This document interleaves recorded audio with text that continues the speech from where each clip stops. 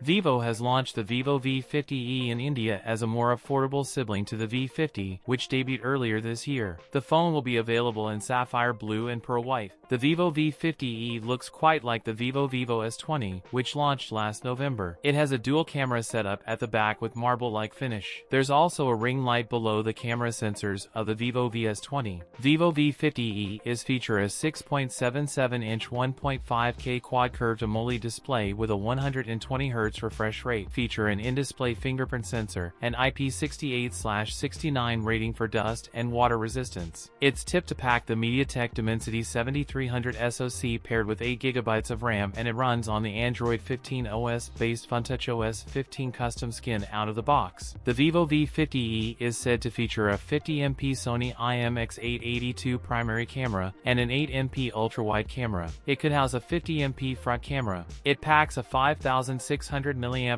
battery with support for 90W wired fast charging. The V50e is priced at 28,999 rupees for the 8GB plus 128GB variant. That's it for today's video. If you enjoyed it, don't forget to like, comment, and subscribe for more content. Thanks for watching, and I'll see you in the next one.